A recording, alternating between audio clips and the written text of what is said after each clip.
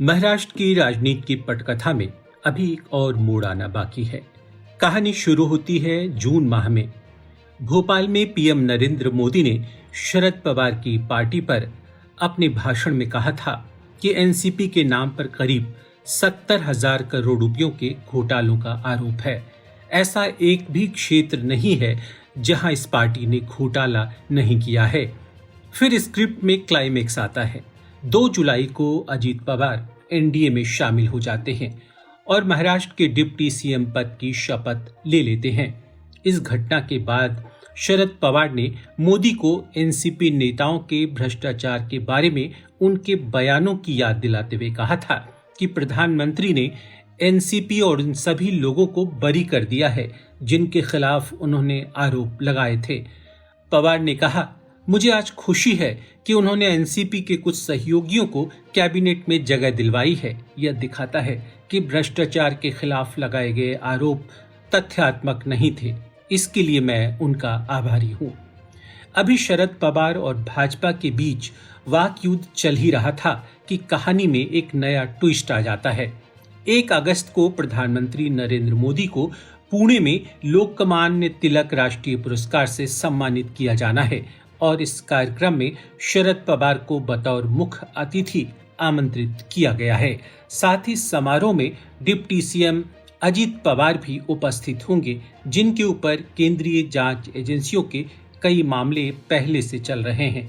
दिलचस्प है कि अजीत पवार पर भ्रष्टाचार के गंभीर आरोप लगाने वाले वहां के उप मुख्यमंत्री देवेंद्र फडणवीस, जो सार्वजनिक मंचों से कई बार आलाप लगा चुके हैं कि अजीत दाता चक्की पीसिंग, वे भी अजीत पवार के साथ पुणे के उस पुरस्कार कार्यक्रम में एक ही मंच को शेयर करेंगे। आपको बता दें कि साल 2022 मार्च में आयकर विभाग ने अजीत पवार और उनके करीबियों के घर पर छापा मारा था और उनकी कई संपत्तियां सील कर दी थी। ये सारी कार्रवाई अजीत पवार से जुड़ी जरंदेश्वर चीनी मिल से जुड़ी थी। इससे पहले मई 2020 में ईडी ने विदर्भ सिंचाई घोटाले की जांच शुरू की थी, जिस पर राज्य के भ्रष्टाचार निरोधक ब्यूरो ने उन्हें क्लीन चिट दे दी थी। अजीत पवार के साथ उनके बेटे पार्थ पवार की कंपनी भी जांच एजेंसियों के जांच के दायरे में आ गई थी।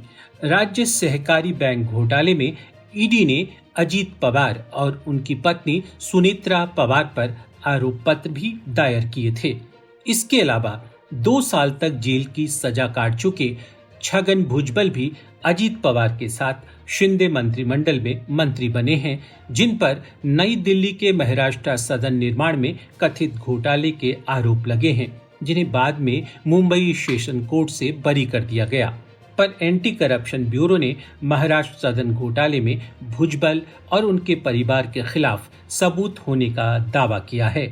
इसके अलावा ईडी ने भुजबल पर मनी लॉन्ड्रिंग का मामला भी दर्ज किया है।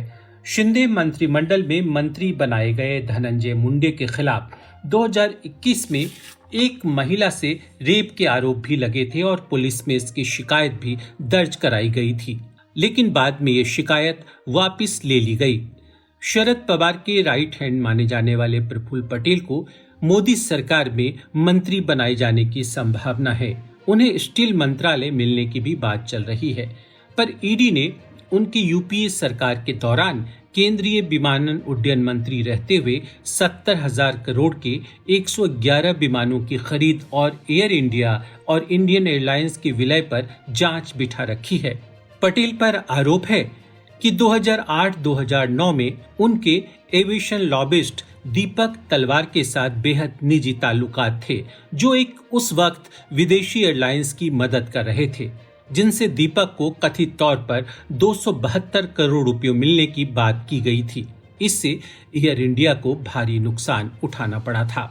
वहीं ईडी ने साउथ मुंबई में प्रफुल्ल पटेल की प्रॉपर्टी में से 4 मंजिलें कुर्क कर दी, जिनका संबंध दाऊद इब्राहिम के खास इकबाल मिर्ची से बताया जाता है। अब शरद पवार मोदी से सवाल पूछ रहे हैं कि एनसीपी ने अगर वाकई भ्रष्टाचार किया है तो उनके मंत्रियों को आखिरकार शिंदे सरकार में जगह क्यों मिली है? अगर वे भ्रष्ट हैं तो आपने उन्हें साथ क्यों लिया?